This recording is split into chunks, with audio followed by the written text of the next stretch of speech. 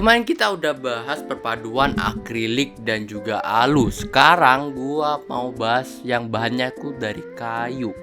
Kira-kira suaranya bagaimana? Makin kesini makin ini yang paling jauh sih ya.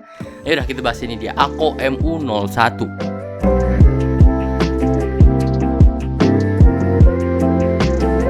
Pasti bakal ada yang julid kayak gini. Paling plastik dikasih uden kayu. Paling plastik dikasih desain kayu. Tekstur doang tuh uden, mah plastik. Dah, mending beli dulu ya ini keyboard karena ini beneran wooden, cok. Karena bisa dicium dari baunya, ini keyboard masih sedikit kerasa gitu bau kayunya gitu. Ya karena ini beneran kayu gitu, bahannya base-nya itu bener-bener dari kayu gitu. Dan material kayu yang dipakai ini pakai walnut ya. Dan walnut tuh kayaknya kacangnya bisa dimakan seingat gue tuh ya.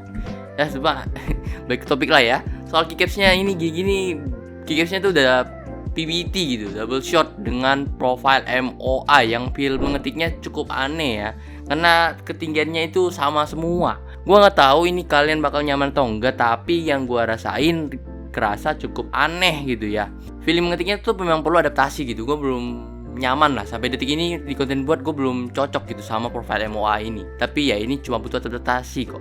Seperti biasa lah ya, keyboard ini datang dengan desain yang clean ya kan.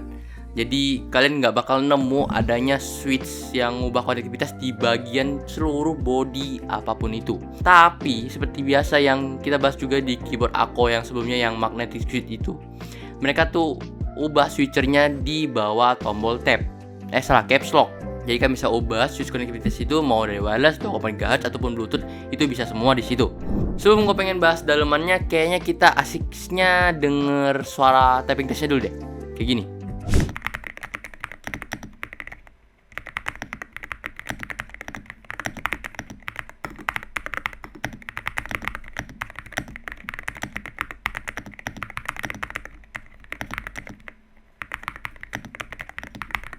Nah, menarik gak? Suaranya sopan gitu ya, kayak terdampener dengan baik suaranya. Ya memang desainnya sih udah apotek tutup lah, ya kan? Tapi soal dalamannya ini gue pengen bedah sih. Nah, oke kita bongkar ya. Pertama kan kalau mau bongkar ini jangan bingung ya, buka dulu di bagian anti slipnya itu, dilepas itu. Terus kalian bakal nemu ada 4 baut yang bisa kalian copot. Oke, ketika kalian copot, kalian langsung bakal nemuin bottomnya tuh ada PET yang kayak ada 2 layer gitu sama silikon tipis gitu, tipis banget. Jadi itu kayak 2 layer gitu. Terus di bagian atas sebelum PCB-nya itu dia ada tetap silikon foam, baru PCB. PCB-nya itu udah hot swap 5 pin short facing tentunya, dan ada 2 lubang.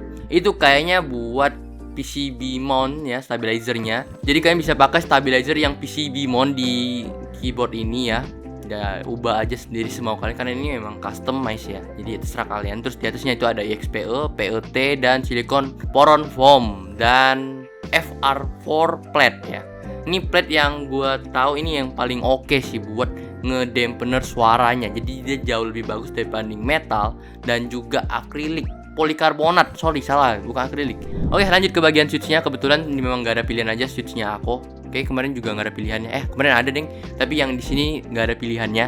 Dia cuma ada satu varian switch aja, yaitu Ako V3 Piano Pro warna hitam putih kayak Epomaker Zebra sih ya. Dan overall sih cukup mirip ya dengan Epomaker Zebra ya, jujur nih.